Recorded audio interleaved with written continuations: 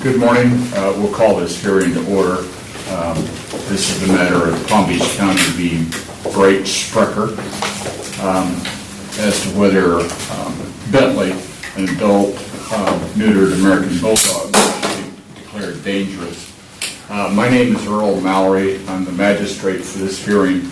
I've been appointed by the county to act as an impartial hearing officer for the hearing today. The county is represented by representatives of the Animal Control Division and the Assistant County Attorney. Additional staff from Animal Control will be here as well.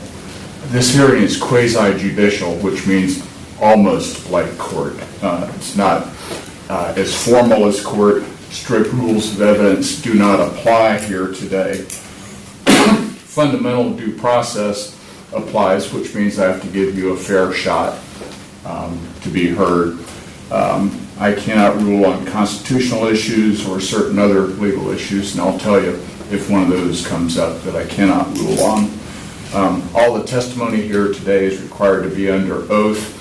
The hearing is being recorded, so any witnesses that come up need to speak out loud so they can be taken down on the tape recorder. County is going to present its case first, and you're given a chance to review all the evidence that Ms. Fox presents today before it's admitted into evidence. You can object to any of the evidence, but you need to have a legitimate reason for doing so.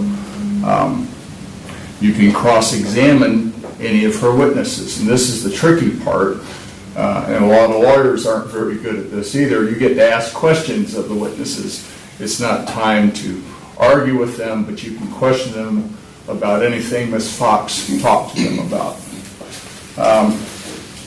Sometimes a witness doesn't tell the truth, surprisingly enough. If you have a document that contradicts what a witness says, now is the time to present it. If you have any witnesses that contradict the county witnesses, you can present them when it's time to present your case. Once the county's presented its case, you get a chance to present your case. You can testify, you can present any witnesses that you care to present, and enter any evidence that you want to present. The county has the burden of proof in this case. They have to prove it by a preponderance of the evidence. Once all the testimony and evidence has been presented today, I'll make an oral ruling on the record, and you'll know what the ruling is before you leave here today. If you or the county disagree with my ruling, you have the right to appeal to the circuit court. Everybody, if you have a cell phone, please turn it off. Make sure it's on silent. With that being said, Ms. Fox, would you enter an appearance for the record, please? Yes, Shannon Fox on behalf of the Palm Beach County Attorney's Office, and with me I have Sergeant Nicole King and Officer Nunn. Mr. Breitspecher? I'm by myself. Okay. Ms. Yes. Fox, opening statement? Yes, and Magistrate, the testimony you're going to hear today is that on April 13th, 2018, Brittany Washington took her two sons, her husband, and went with friends to the Abacoa Food Invasion Festival. And you're going to hear testimony that Michael Breitspecher was there as well with his dog Bentley.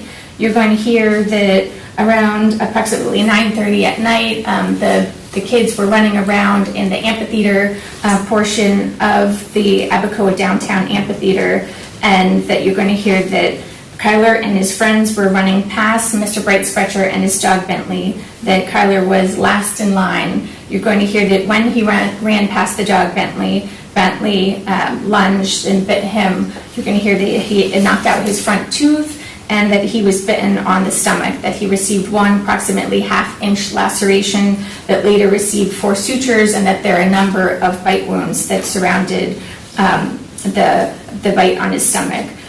Based upon the fact that Sergeant King's investigation of the case, she found that the bite was unprovoked. She found that Kyler did nothing to either abuse, torment, or assault the dog in any way justify the bite that occurred. And based upon that, she determined that Bentley should be classified as a dangerous dog. You will hear testimony from Brittany Washington, Kyler's mother, that immediately after the incident, Mr. Breitspecher brought Kyler to her and initially told her that he thought that Bentley might have scratched the child, but later in his witness statement that he provided to the county, he admitted that Bentley ran just a bit over a yard, that Kyler ran just a bit over a yard away from Bentley, that he may have been swinging a sword over Bentley's head, and that Bentley at that point lunged and bit him on the stomach. So those were different statements he made. And based upon the fact that Mr. Breitspecher's own witness statement admitted that the child did not touch Bentley, that his sword did not touch Bentley, that there was no intention to harm the dog, the county asked that you uphold, or going to ask that you uphold the dangerous dog classification. Okay. Mr. Breitspecher, opening comments? Well, Bentley is a well-trained, fully trained dog. He was provoked by the circumstances that something that was not human flesh was waved over his head. The running by was not the provocation of his reaction. It was provoked because something was, in his perspective, and I was standing at an angle where I was watching what was happening, felt threatened and tried to defend himself. Because as he was falling, he was tripping over something on the grass. He was swinging his it was not a sword, it was a magical wig or whatever it was, over his head, and that was what triggered Bentley. Okay, thank you. Ms. Fox, first witness. Yes, I'd like to call Kyler Washington. Step forward, please.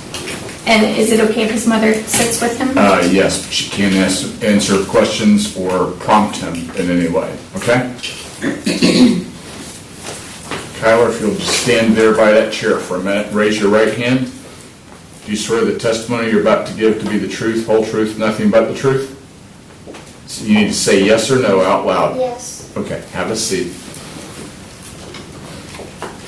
Oh, Magistrate, before I commence questioning, actually, I did want to introduce some exhibits into evidence, and I've given copies of all of my exhibits to Mr. Breitspecher. As Exhibit 1, I wanted to introduce the initial intent to classify notice that was sent to Mr. Breitspecher that apparently went to his old address. As Exhibit 2, I wanted to introduce the intent to classify letter that was sent to him at his new address. As Exhibit 3, I wanted to introduce the dangerous dog classification notice that was sent to him after it was believed that he missed the appeal deadline. As Exhibit 4, I wanted to introduce his request for an appeal after he worked out with the county that he still had the right to appeal. And as Exhibit 5, the notice of hearing for today's hearing, if there's no objection. Any objection to these documents coming in?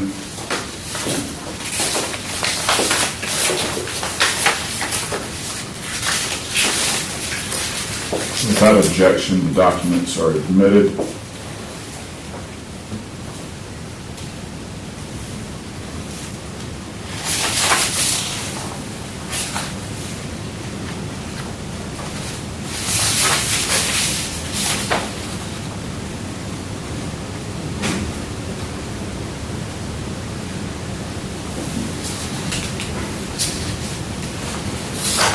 Ms. Fox? Kyler, how old are you? 7. 7? And when did you turn 7? Did you have a birthday recently? Okay. You need to answer yes or no and not a or okay? Yes? Yes. Okay, thank you. And the magistrate asked you to tell the truth. You remember that? Yes. And do you understand the difference between what's true and what's a lie? Yes. Okay. And so you understand that we're asking you to tell the truth today, right? Yes. And if you don't understand one of my questions, you could just let me know, right? Okay. So, I wanted to ask you about when you went with your mom. Is that Brittany Washington who's sitting here? Yes. Do you remember last year when you went with your mom, your dad, and your brother to the Abacoa food truck party? Yes. Okay. And that was a while ago, right? Yes. Do you remember who else went with you that night to the party? Yes. Okay. Who went with you? Sam and Jesse and Knox. Sam, Jesse, and Knox. And are those your friends? Yes. Okay. And was your brother there as well? Yes. What's your brother's name? Tanner. And how old is he? 8. 8. Do you remember, and you stated your dad was there too, right? Yes. And what did you guys do while you were there? We were playing Yeah. And what did you guys play? with our slingshots. We slingshot our things up in the air. Okay. Did you bring any other toys with you? Yes. What kind of toys did you bring? Making sword and What kind of sword? Mickey. Mickey? Sword. Like Mickey Mouse? Yeah, I need to hear you if I need to hear you Yes. answer. Yes? Okay. So tell me about your Mickey Mouse sword. What does it look like? It looks like it can change different colors. It can change the rainbow in different colors. And also, God. Yeah, so it changes colors, Mhm. and you guys played with the slingshots and then the swords. Was that a yes? Yes. Okay. Did you get to stay out late that night? Mhm. Yes. Yes. Okay. And were there a lot of people at the event? Yes. Did some people have dogs? No. No. Did you see any dogs at the event? Yes. Okay. Do you remember a time in the night when you were running around with your friends with the swords? Yes. Okay. And do you remember that something happened with a dog? Yes. Okay. Can you tell us what you remember about what happened? I was running around a dog, and I tripped over something, and I maybe from the sword down on the ground, and I maybe got bit. Okay. And do you remember when you first started running, were you playing with your friends or were you just running by yourself? What were you doing? Running. Who were you running with? My brother. Your brother? Okay. And were you running with any other kids? You were running just with your brother? Okay. And you said you tripped and you fell, and your sword fell. So were you running with your sword? Yeah. Okay. So what do you remember about what happened when you were bitten? I just remember a little about it.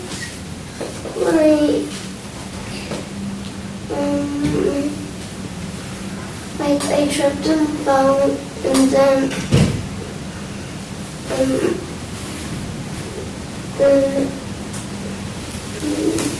Okay, and do you remember when you tripped, do you remember if you were bitten after you fell on the ground or while you were falling? I fell and then the dog bit me. And do you know why the dog bit you? No. Did you see where the dog came from? No. No? And when he bit you, do you remember how he got off of you or what happened next? I don't know. Was someone with the dog? Yes. Okay. And what did that person do? They pulled the dog away.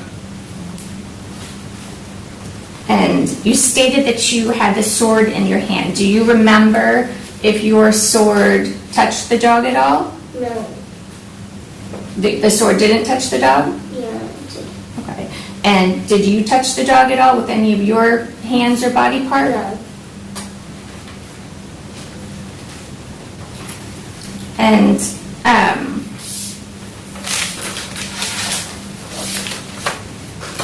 do you remember anybody saying anything before the dog bit you? Yeah. What do you remember? I think I forget. Okay. Do you remember whether the dog was on a leash or not? Yes, the leash. And do you recognize this gentleman sitting here as the owner of the dog? Yes. Yeah. And did he say anything to you after you were bitten? Yes. Do you remember what he said? No.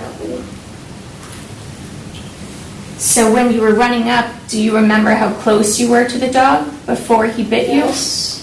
How close? I was really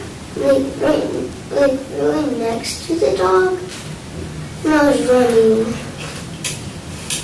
And when you say next to the dog, can you show us how far? Like, the dog was right there and I was right there.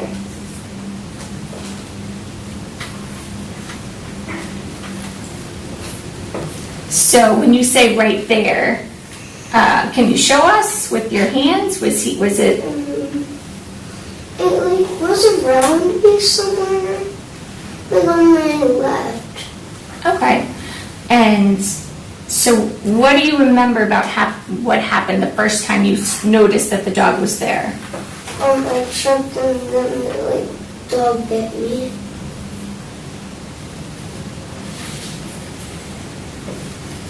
And then what do you remember about happening after that? And the owner bring me to my mom. And when he bit you, do you remember, were you bleeding? Mm-hmm. Okay, where? Everywhere. Okay, and let the record reflect that he's pointing at his stomach. Okay, and then the owner brought you to your mom, and then do you remember what happened next? No. Did you go to the hospital? Yes. Okay. And then was your stomach treated at the hospital?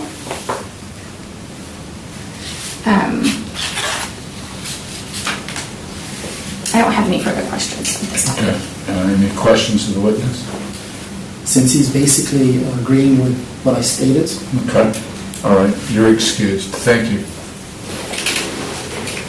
I'd like to call Brittany Washington when you're... Raise your right hand. You swear the testimony you're about to give to be the truth, whole truth, nothing but the truth? Yes. Okay. I see he didn't take his right hand, left hand. Okay.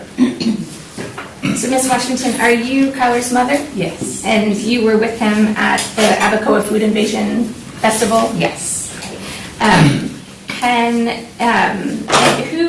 Can you tell us what you remember about going to the festival that night?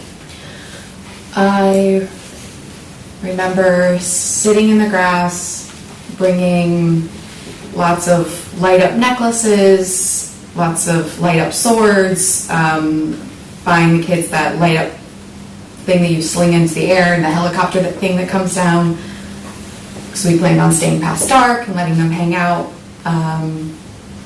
I remember it getting very late, sitting in the grass, telling them 5 more minutes, and watching them run in circles around the grass area and then going just out of the line of sight for myself where I was sitting in the grass.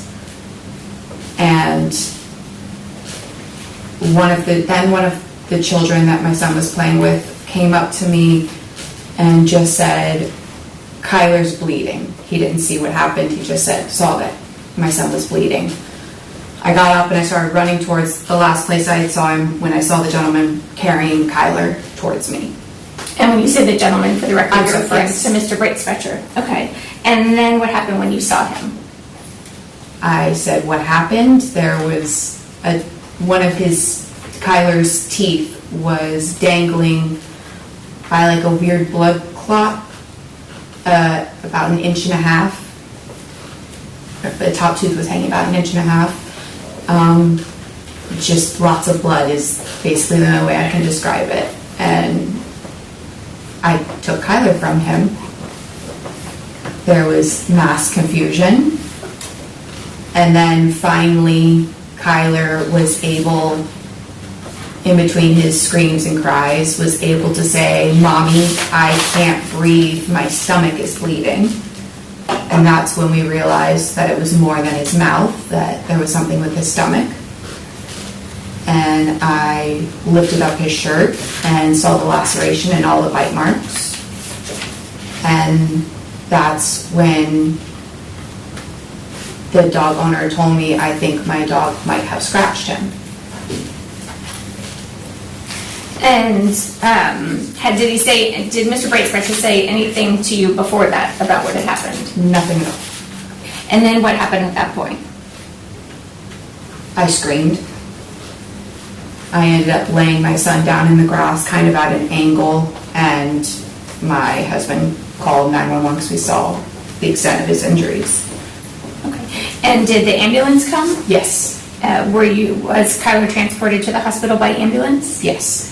And then what kind of treatment did he receive while at the hospital? Just the sutures, and then just the sutures, and then we were released with the medication because it was a dog bite, so the making sure it was clean, something about it being clean, I'm sorry.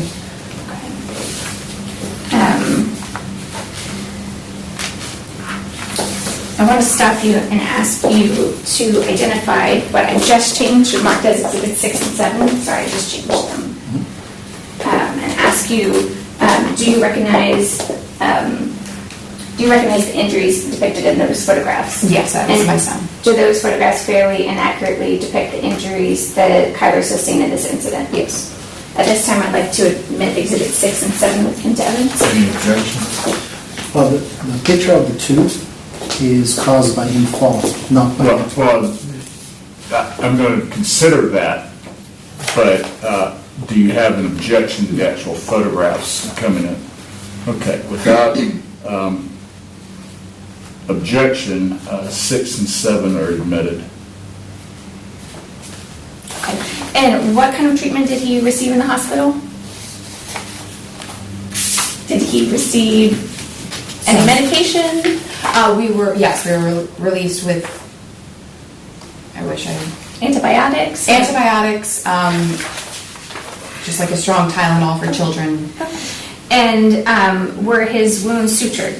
Yes. Okay, I'd like to hand you what I've marked as Exhibit E. Just change that.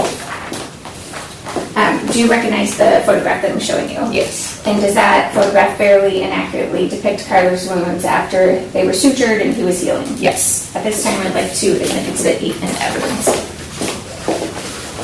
Any objection to 8? Without objection, Exhibit 8 is admitted. Did you have, before you went to the hospital, did you have any other conversations with Mr. Breitspecher on the scene about what had happened? No, it was a lot of just kind of lingering around, but no real conversation. And at any point, did he tell you that your son had hit him or almost hit him with a Nothing. sword and that's why he was bitten? No. No further questions at this time. Okay, any questions to the witness? Yes, I would like to ask, wasn't it true that I pointed out the stomach wound to you while you were focusing on his tooth? No. Yes. Oh. Well, don't Yeah, argue I'm with her. sorry. You can testify, okay? Thank you. Was it true that I was trying to, after I pointed out the wound, you got a little bit hysterical? I got hysterical, yes. Was it true that I tried to explain to you what was happening, or what occurred at that moment, and you were not listening because you were hysterical? Is that a possibility? I'm not going to argue that. I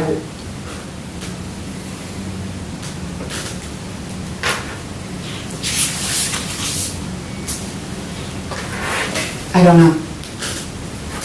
Was it true that when you were only seeing his knocked out tooth while I was carrying him over to you, that you were more or less thankful for me helping you? And then what, well, let me finish the question. And once you saw the wound, you changed your demeanor? Did my demeanor change? Yes. I went from confused and thankful that somebody had brought my injured child to me to trying to put all the puzzle pieces together as to why my son had a laceration in his stomach. Would you say it was just confusion or was it hysterical?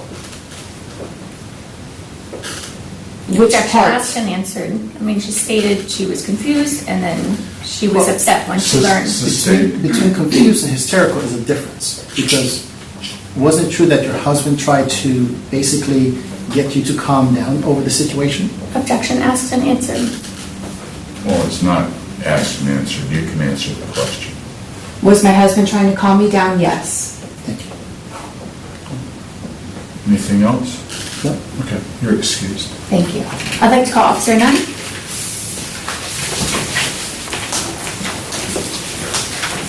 Sure the testimony you're about to give to be the truth, whole truth, nothing but the truth? I do. Officer Nunn, what is your position at Animal Control? Animal Control Officer 1, And how long have you been an officer? 2.5 years. What do you do in your current position? Currently enforce Palm Beach County Ordinance 9822, Section 4 in relation to animal ordinances. Do you have any training to be in your current position? Yes, What training is that? I received a 40-hour class in relation to Florida animal statutes and regulations.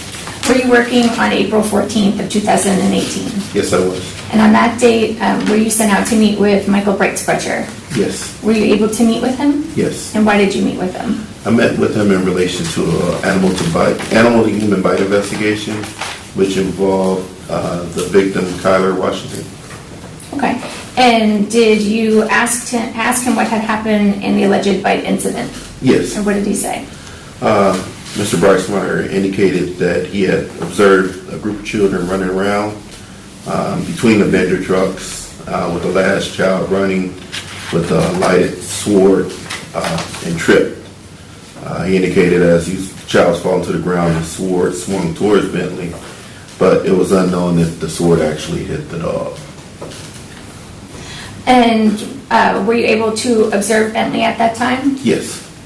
I'd like to hand you what I've marked as exhibits 9 and 10. Do you recognize those photographs? Yes, that was Bentley identified as the bite dog. Okay, and did you take those photographs? Yes, I did. Okay. At this time, I would like to, and who identified the dog as Bentley? Mr. Breitspecher. At this time, I'd like to admit exhibits 9 and 10 in evidence. Any objection? Okay. Without objection, the photos of the dog are admitted as 9 and 10. So, based upon your interview with Mr. Breitspecher, did it appear that he had observed all of what had happened? No. Thank you. No further questions. Okay, any questions? What do you mean with, you didn't have the impression I observed everything? Well, you indicated that Kyler was running around, but it was unknown if the sword had hit him or not. Oh, that part. Had hit your dog. No further questions. Okay, you're excused. I'd like to call Sergeant King.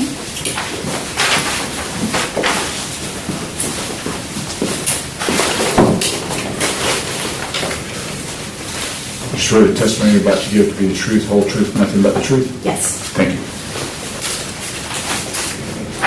Sergeant King, what is your position with Animal Control?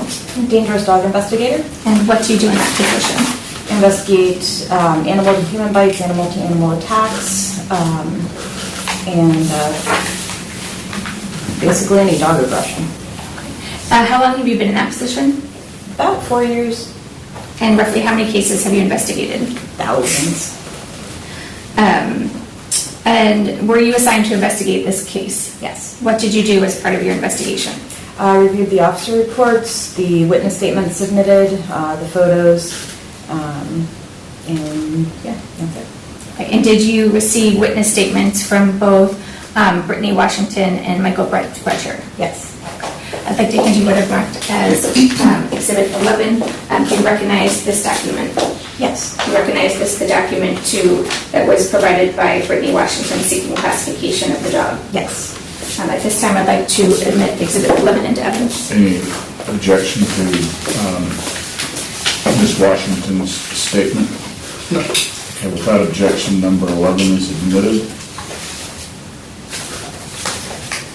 During the course of your investigation, did you find evidence that Kyler had either tormented, assaulted, or abused the dog at the time of the bite? No. Can you go into a little bit more detail as to why you reached that determination?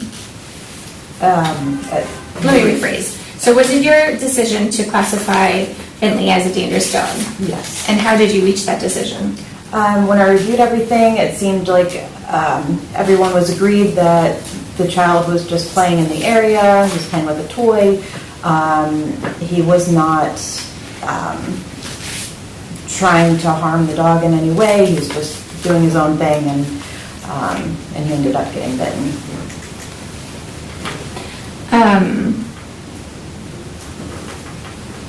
And did Mr. Breitspecher provide any information to dispute that factual scenario? No. No further questions.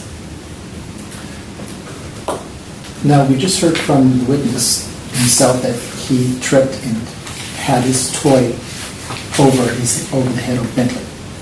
Would you say that is a provocation towards an animal that cannot identify a situation if it's by accident or intentionally? It does matter in the ordinance whether it is intentional. He is not intending to torment or harm the dog in any way. Sounds like he fell. Right. But the situation itself, not being intentional, but being an accident, out of the perspective of the dog, not understanding that this is an accident. Can you understand that this was a provocation towards the dog? I don't see it as a provocation, and it is the responsibility of the owner to keep the dog under control. So even though the dog was seeing it as a provocation because there was a tool in the hand, you don't see it as a provocation? I don't know how the dog thinks. I just interpret our laws and ordinances. Okay, so if I may take an analogy, if I come over to you and just swing my hand past you, that would be fine. But if I take a baseball bat, you would feel intimidated, correct? I don't understand how that... I'm just trying to make the case of the difference of approach. If somebody passes with a hand like this, that's a different approach than if I have a stick or something else in my hand and do the same movement. You feel more intimidated by that movement than just with the body.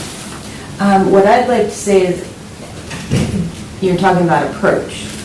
If you came straight at me and intended to swing something at me, that is different than if you are running past me, you fall, and the thing in your hand goes past.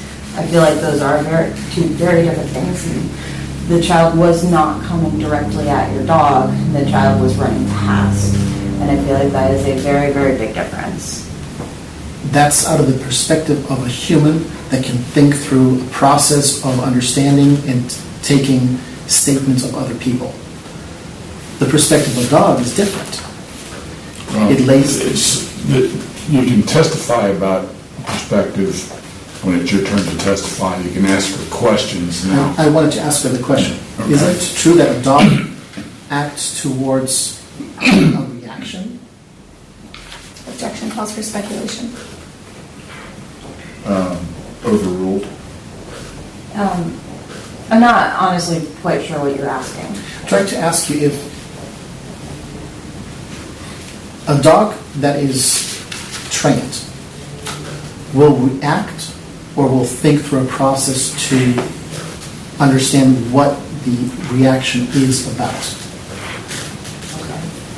So is it just a reaction or is it a thought through process? Understanding, oh, there's something happening and this is not attended to me, it's attended because something else is occurring. Is a dog able to think those processes?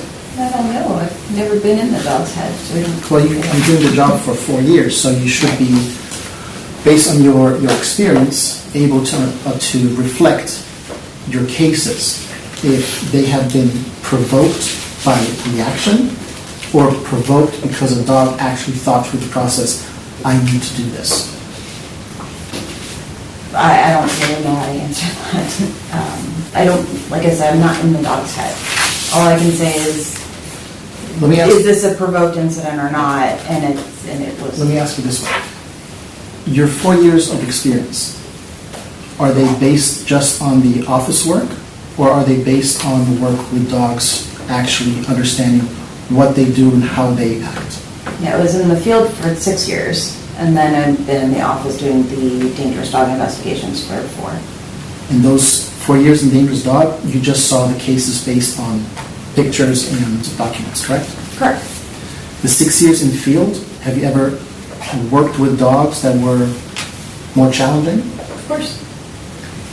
Were you able to work with them to understand them, or were you just trying to determine if they're safe or unsafe? Well, both. I mean, there's such a variety of circumstances. So did you work with aggressive dogs? Yeah. Did you work them to rehabilitate them? No, that wasn't, not part of my So job. what was the part of that job there? Our job is public safety.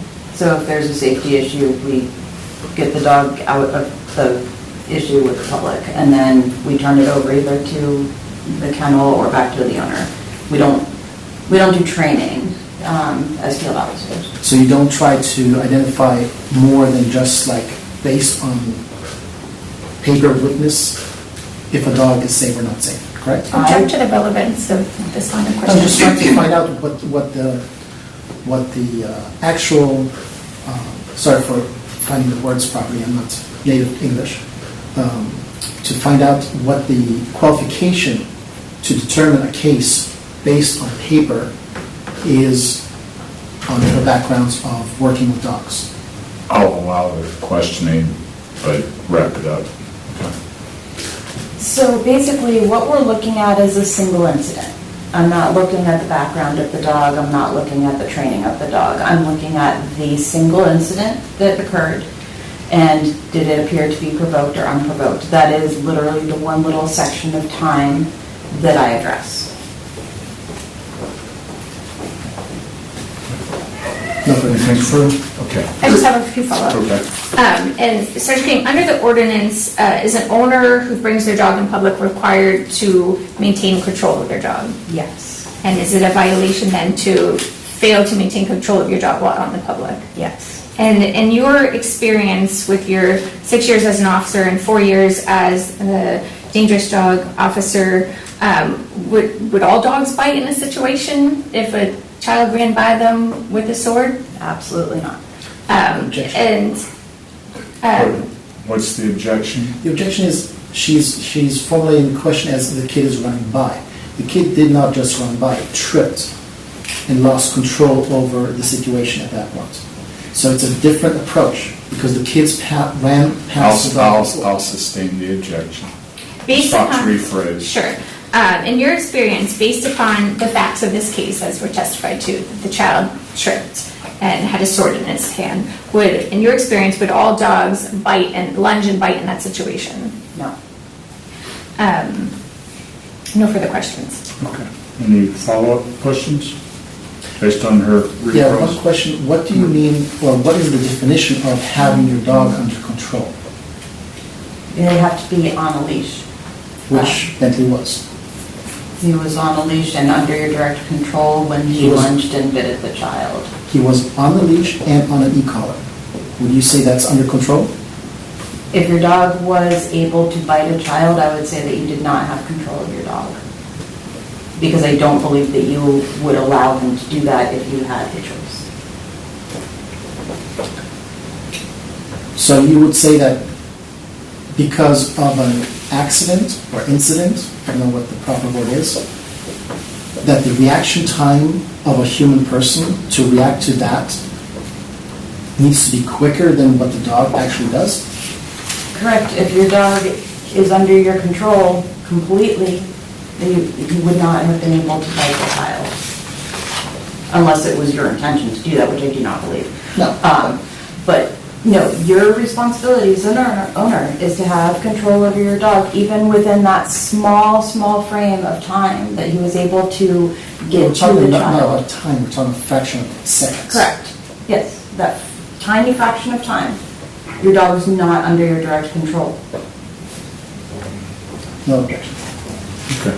You're Yeah, no objection. Magistrate, I'd like to introduce into evidence the Merriam-Webster's definition of assault, which includes a violent physical or verbal attack, as Exhibit 12, the Merriam-Webster definition of torment, which includes extreme pain or anguish of the body or mind, and the Merriam-Webster, as Exhibit 13, and as Exhibit 14, the Merriam-Webster definition of abuse, which includes the improper or excessive use or treatment into evidence.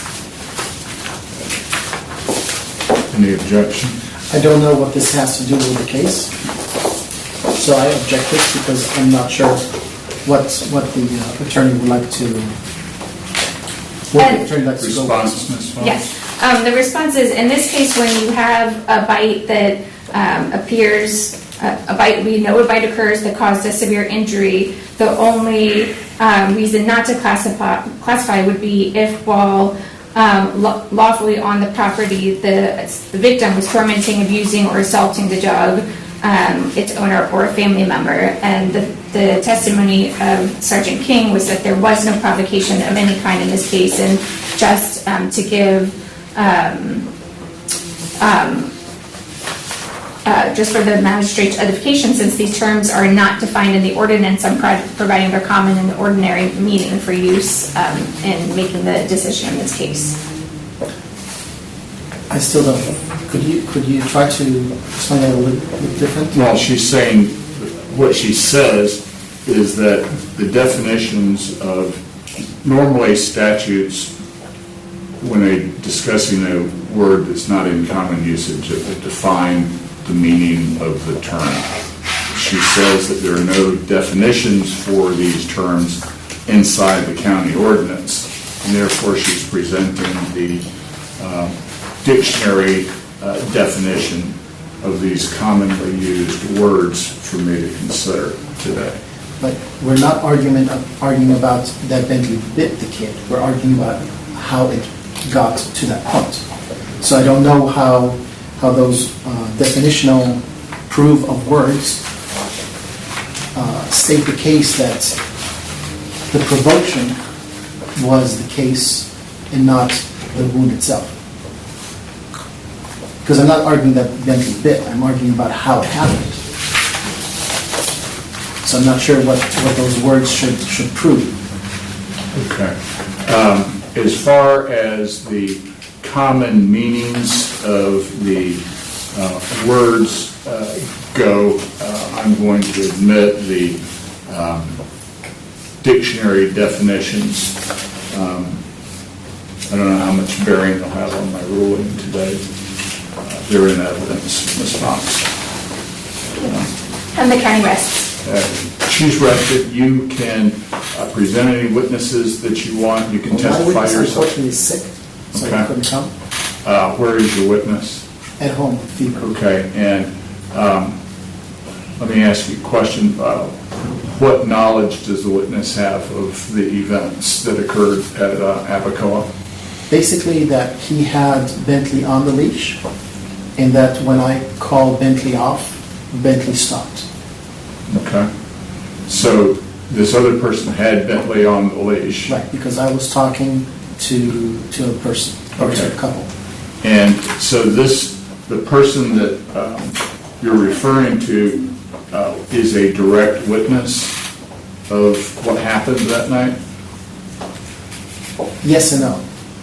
Okay, what do He you was, mean? he was present, he was holding Bentley on the leash, Okay. but he was also taking care of our two other dogs and had a beverage and food. So I'm not sure, talking to him, he hasn't seen as much of the case itself, Okay.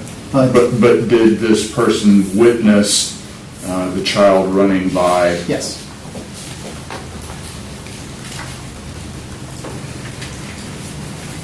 Is your witness available by telephone? Technically, yes, but he has a sore throat, so his voice is hardly not there. Okay. That's why he couldn't come.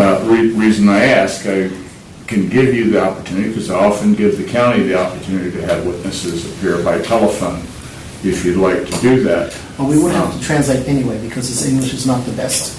Okay. So that's, he is not the easiest witness because of language, and at the moment, because of his sore throat and fever. Okay, all right, so are you going to testify?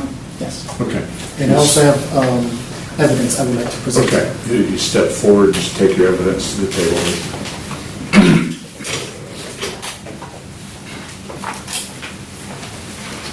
Raise your right hand. You swear the testimony you're about to give to be the truth, whole truth, nothing but the truth? Yes, sir. Okay, have a seat. All right, and you don't have to ask yourself questions, you can just testify in the narrative. Just tell me the story. So, is that the closing part already, or is that? No, this is your testimony. Okay. Whatever, when you're making argument, you can give me opinions and stuff like that. When you're testifying, That's what it's just the facts. Gotcha. I just wanted to make sure I'm on the right page. Okay. So, we were at the event. We were after work, so we haven't had the chance to take our dogs out to public for a couple of weeks because we just basically moved and we're busy with training.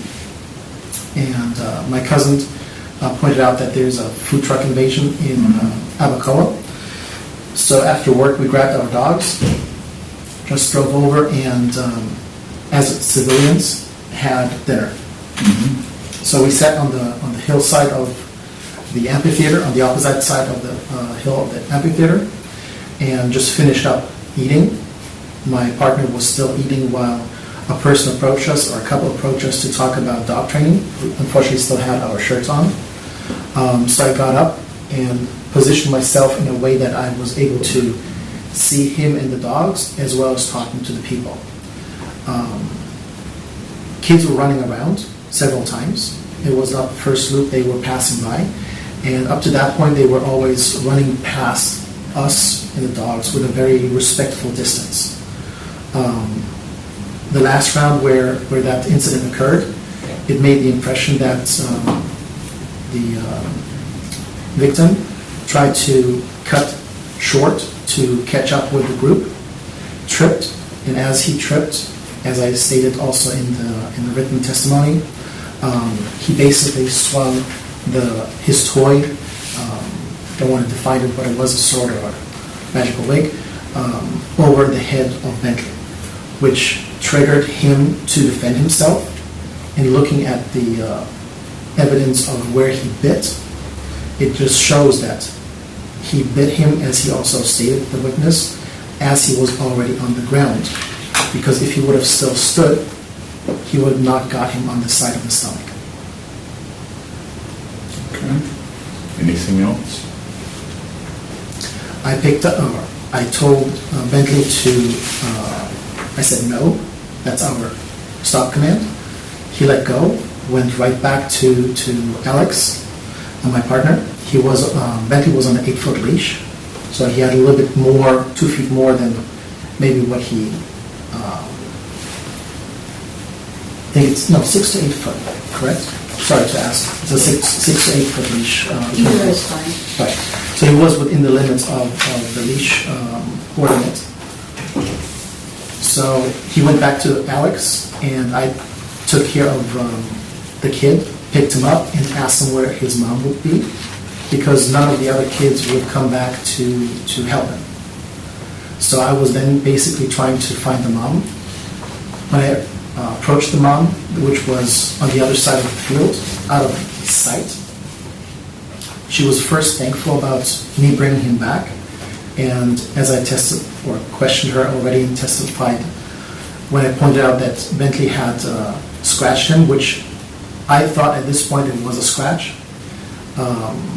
she lifted up his shirt, and then we saw that the wound was a little bit stronger than what I thought it was in the beginning, but it was also a lot of blood, so it was very difficult in the beginning to identify what was going on. And my first goal was to get him to his parents. So I didn't do a big investigation on his injuries. The knocked out tooth was based on him actually falling and hitting the rounds with his face first. You have some evidence that you want me to see? Yeah, that's based on Bentley's demeanor and personality. So I think I need to use it for the... What do you mean? Well, showing that he is a dog that is good in public, that he is good with kids, that there's no reactive behavior towards running, because I also have a video where kids are running past him. So it's not the trigger of being an uncontrolled dog. It's a trigger that the dog felt intimidated and attacked by this tragic incident of him tripping near him and swinging that toy over his head. Okay. Can I object to the relevance of the photographs of Bentley on a different day in different situations? I'm going to sustain the objection. Unfortunately, what I have to consider is this box around this event, what happened on this particular day. And so I'm going to disallow those exhibits as how Bentley acts on other days.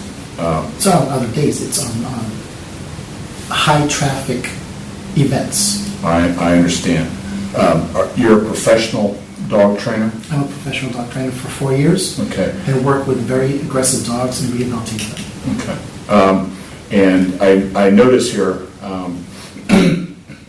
you've got the quick release snug collar leash on Bentley in these photos.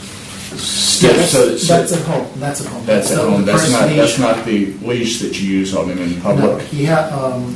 You see he has a martingale collar on. Yes, a partial choke. It's a martingale. Yeah. Martingale.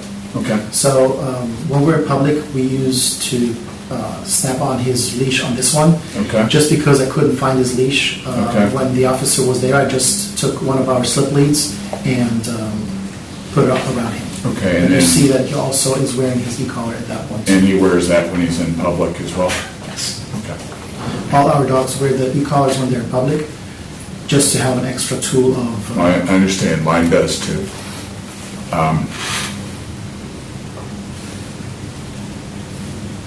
and he's fully trained. I notice his nose-looking behavior here in the photo. Well, that's a very- He's paying attention to what's going on. Yeah, and it's a very...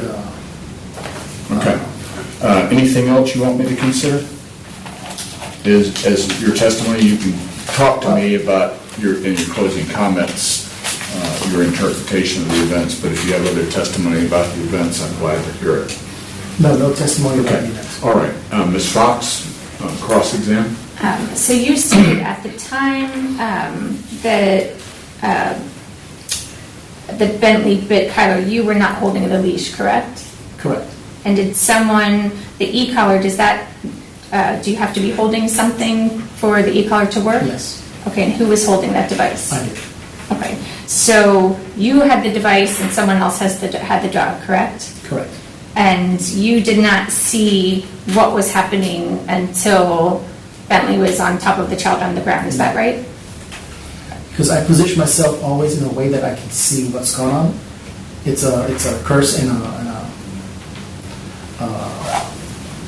it's an old habit from being a counselor. You just keep everything in sight. So when I talk to clients or to people that have questions, I always position in the way that I can see what my dogs are doing or the client's dogs are doing, just in case somebody approaches the dogs inappropriately or surprisingly. But you weren't able to give Bentley any kind of signal to prevent the bite from happening, is that right? Well, it was a fraction of a second of when I saw that the kid is tripping, and as he was tripping and falling, I saw that Bentley got up. So in that second when he got up, I was not able to vocalize a command because it was so quick that as he already had his mouth around the kid, I said no, pressed the button, and he released. And he stated that he was on an 8-foot leash, is that right? Correct. And when you said he got up, how far did he have the leash extended? Sorry. Well, he had 8 feet of leash. Right. So when he got up, how far did he move? Half a yard, I guess. But I'm not good with the feet system and the inches, so Okay. I'm more And- metric. So you say that you did not see the child hit him with the sword? In the beginning, I thought, but looking or reflecting my review, he did not. But it was very close over his head. And when you wrote your witness statement, which was approximately 8 months after the incident, you recall that you stated that you didn't reference him making any contact with the dog, is that right? Correct. Okay. And do you recall in your witness statement that you said the other boys were running at 2 to 3 yards and that he ran way shorter by running by us just a bit over a yard? Do you remember that? Yeah, but again, I'm not good with the American measurements. So. Okay, but you had 8 months to write that statement, correct?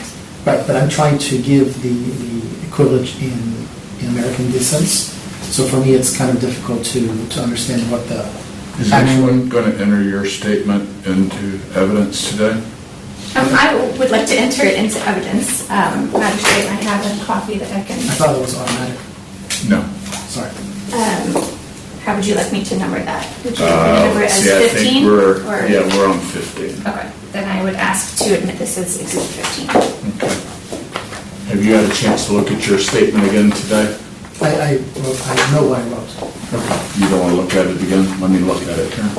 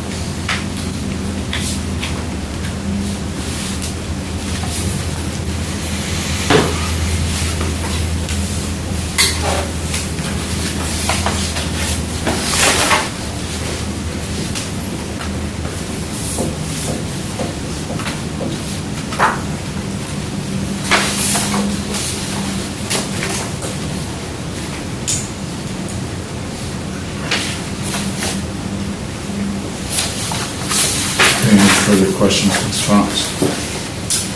The testimony from Mrs. Washington was that at the time that you brought her son to her, you said that Bentley may have scratched the child. Do you recall saying No, that? may have.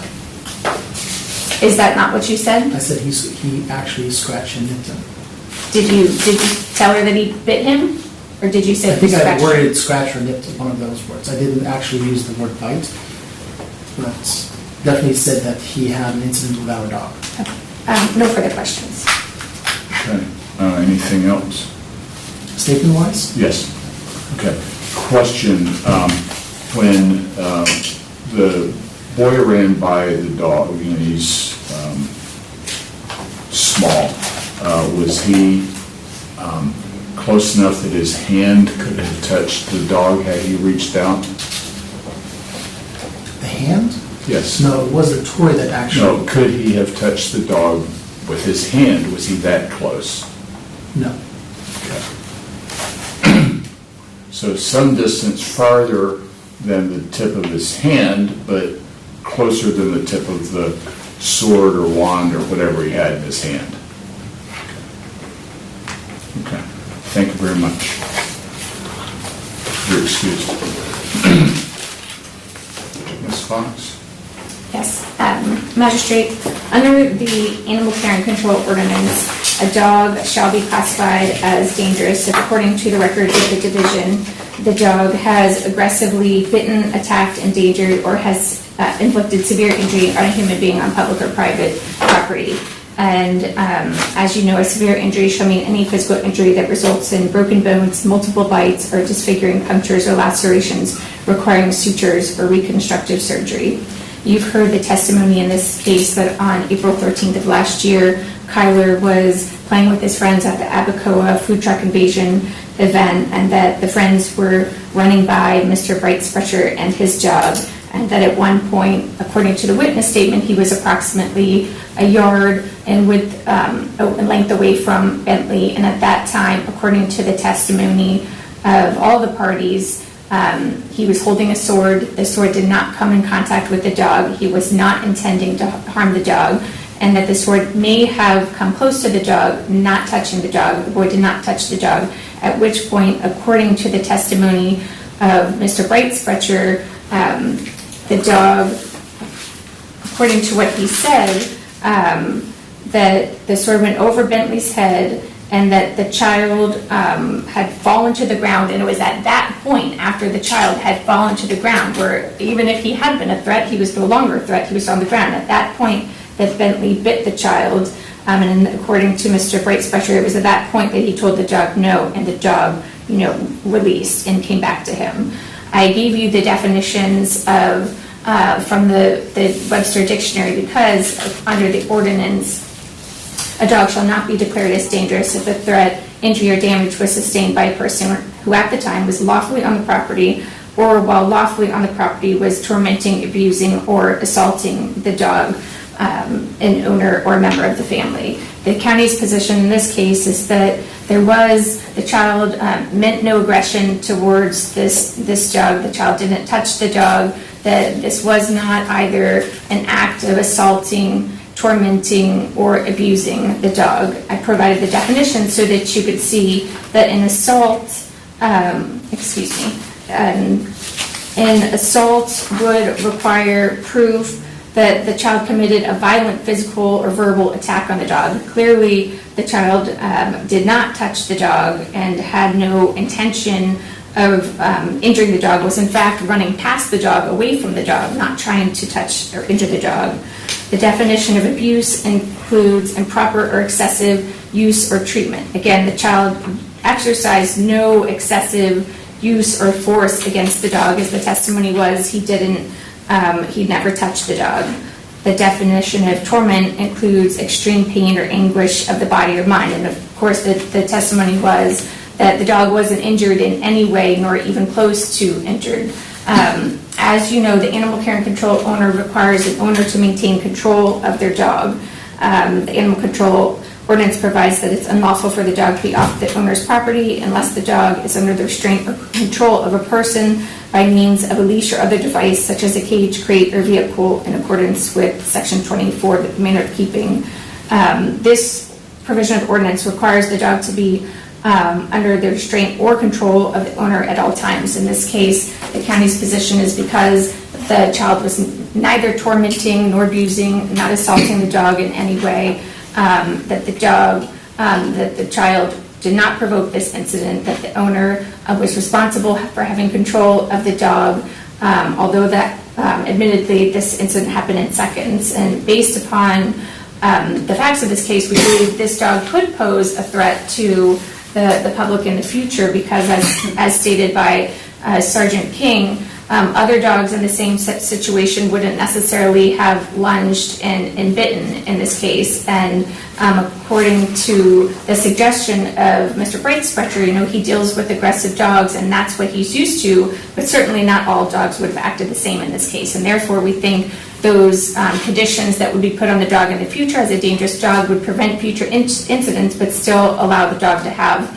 a full and happy life. And we're asking that you uphold the classification.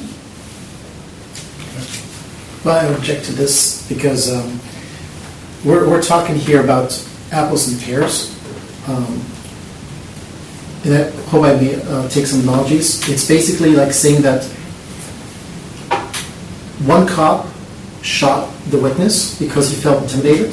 The other cop gave the witness or the suspect time to surrender. So the officer who shot the suspect, who is basically dangerous and should be taken from the case, but it's not. The same thing is here. We're talking about different approaches. I'm not arguing that it was as you said, intent of hurting or damaging or insulting Bentley. But Bentley, out of his perspective, laying there, seeing the run path of the child, the movement, the uncontrolled movement in the fall, with something in his hand, getting close to him, made him feel that he had to defend himself. Now, me as a owner, I had him more than enough under control because he was on a leash and on an e-collar. The thing is that you cannot generalize personalities in this case. Just because most dogs won't do something doesn't mean that it's a normal behavior. We have dogs that have never ever done anything wrong and suddenly turned. And we have dogs that were highly aggressive and then suddenly never showed any aggression anymore. Bentley had a troubled past. He was a street dog, found in Miami, so we don't know what his past used to be, but we just know that when we trained him, we worked him so safe and so dirty that he showed no aggressions, no reactivity, no bad behaviors whatsoever, any kind of circumstances we took him to. And as I tried to already show in the pictures, he was in high stress public distractions with pet expos, where kids were coming up or playing with him or petting him, and he never turned. Feeling intimidated is something that is a personality and a personal opinion, meaning even for a dog, he has to be viewed, because if you feel intimidated, doesn't mean that you were intimidated. But if you feel you have to defend yourself, it's as a human okay, but not for a dog. That's kind of weird. In the multiple bites based on aggression, he has not bitten the kid multiple times. So it's not an aggressive behavior, as you stated in your closing. He only bit once. And only based on the circumstances, he caught him on the very vulnerable side of the stomach because he fell. Aggressive behavior cannot even be close to what this incident is. It was a reaction to a tragical incident because the dog felt intimidated in this situation. No more, no less. Thank you. We're going to take about a 5-minute recess. I don't often do this. Normally the facts are so clear that I can make an immediate ruling, but we're going to take a 5-minute recess and mull over the facts. Thank you. Okay, we're back on the record. I've got some questions to Mr. Breitspecher. You can stay where you are to answer these questions. You were standing to the side talking to someone at the time that the bite occurred. Is that correct? Right. And you were observing your partner holding the dog on the leash at the same time? Is that correct? Yes. Okay, you need to speak out loud. Yes, sorry. The same rules for you as for the little boy. When the bite occurred,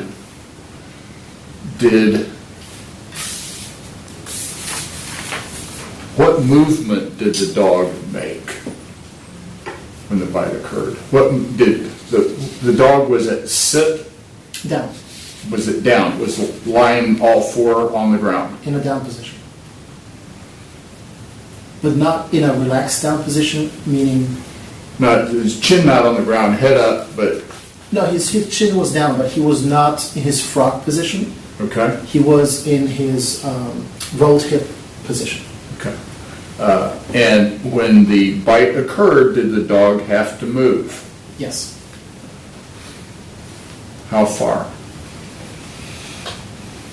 Within the range of the leash.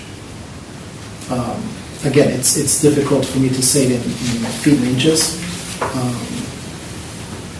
Okay. But he jumped up, and within that range of getting up, he caught him.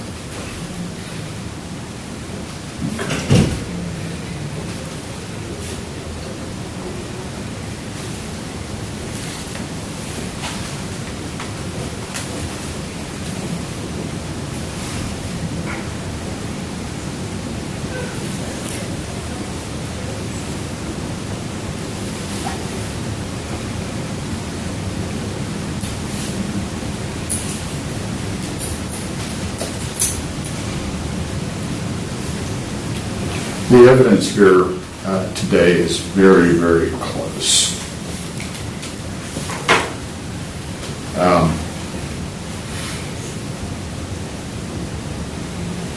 There's no doubt in my mind that your dog is probably the best trained dog of any dog I've had in a dangerous dog hearing, a vicious dog hearing, an aggressive dog hearing. Not a doubt in my mind. And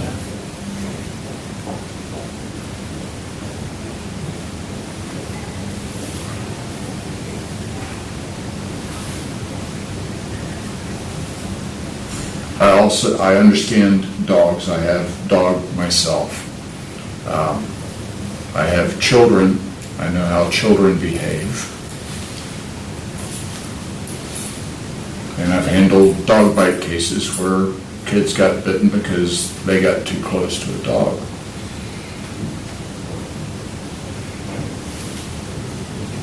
The county ordinance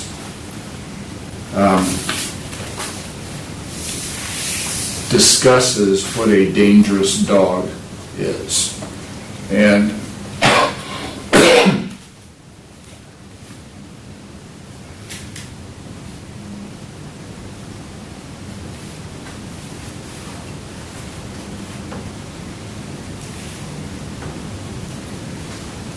we read the definition the county is relying on here today. Dangerous dog shall mean any dog that, according to the records of the division, meets at least one of the following. And then the county flies on paragraph 1, has aggressively bitten, attacked, endangered, or has inflicted severe injury on a human being on public or private property. So here we are in a public place, and your dog is on a leash. The boy comes running by. Whether the boy fell, and I find that the tooth is not even something I'm considering here today. I've seen a lot of kids fall, lose a tooth. Tooth is not your dog's fault. So we're limited to the single bite that occurred on the child's stomach.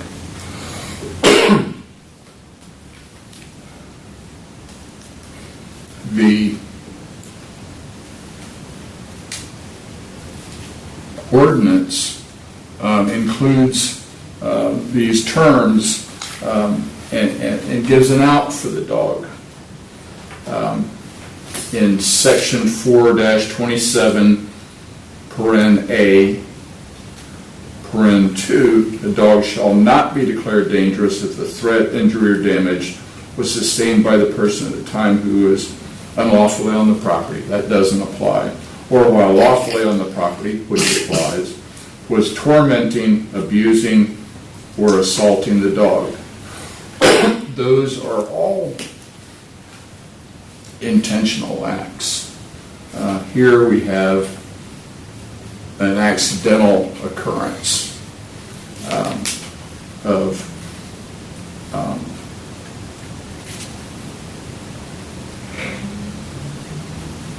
a tripping, an unfortunate location of the boy tripping, and whatever happened of something maybe swinging over the head of the dog.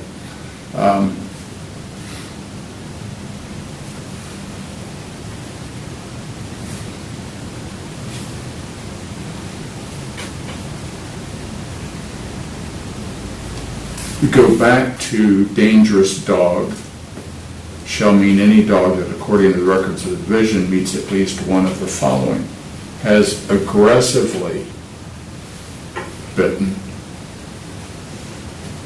attacked, endangered, or has inflicted severe injury on a human being.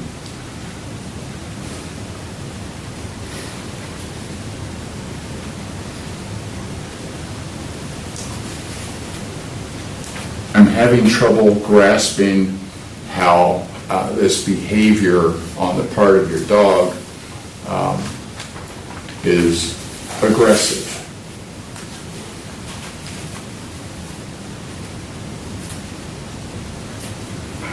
There's no indication from any one that the behavior of your dog was inappropriate up to the actual bite. But then I've got a boy who's got a hole in his abdomen.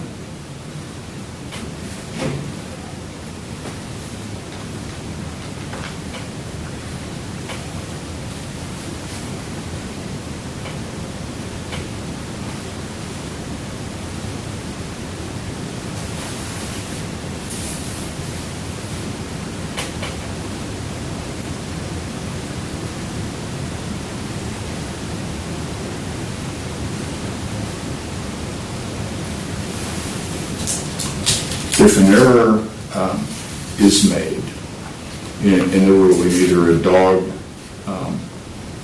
wears a muzzle and has a more confined life than he would otherwise have. On the other hand, if the behavior occurs again, it may not be a single bite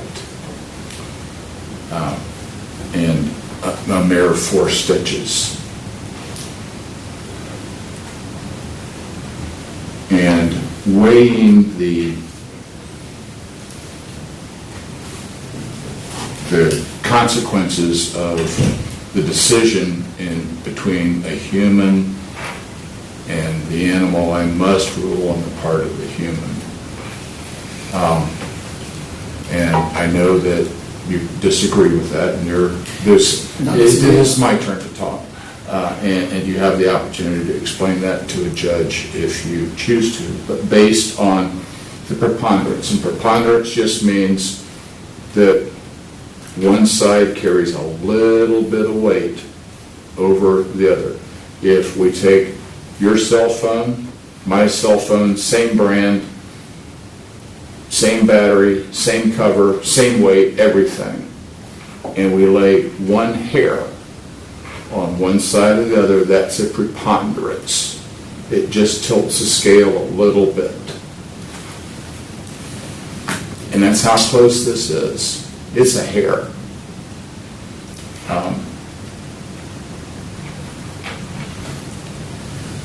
Based on that preponderance, I find your dog to be a dangerous dog, and you need to comply with the county ordinance. You have 30 days from the day I sign the order, which will be in the next day or so. Ms. Fox will prepare a proposed order. She'll email it to you. You get to make whatever comments you want to about the order. If you and she can agree about the verbiage in that order, she'll send it to me. I often revise those. If you totally disagree with the verbiage that she uses in her proposed order, you're free to email me your own proposed order. Okay? If when she emails me the proposed order, you'll have my email address on it. I don't expect you to immediately be able to do that. You'll have a couple of days after that. Just send me a short email. I'm going to provide my own proposed order. Okay? Everybody understand? We're not happy about the outcome.